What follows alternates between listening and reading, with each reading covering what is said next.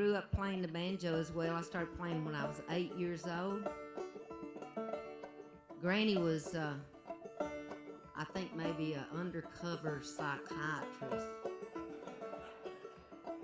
because she used reverse psychology on me. She said, after crawling around up under the bed, dragging out this old flour sack,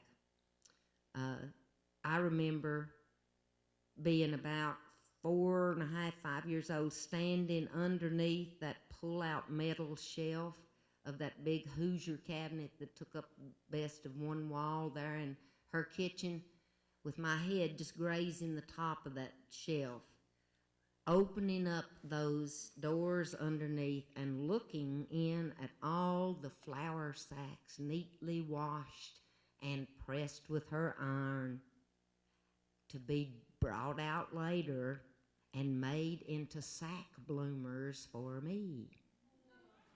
She made many a pair, and I would pull my dress up and look at my bloomers and would marvel at how many of those sacks in there had the same decorations on them that my bloomers had on them. Like I said, we didn't have much entertainment over there at home, so we were easily entertained. But she got that banjo out from under the bed and laid it up on the top of the bed on one of her old crazy quilts, looked at me and said, "Do not touch that banjo. I'm a-going to the barn to gather eggs," and disappeared out the door.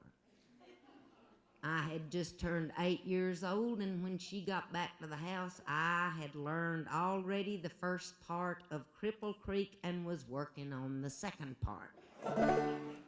So, but I played a two-finger style back then, and the style that I play now came about when I was a teenager. I saw a banjo player from the state of West Virginia by the name of Dwight Diller playing banjo.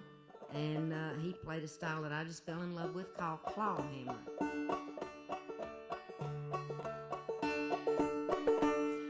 Somebody asked me, why do you reckon they held their hand that way?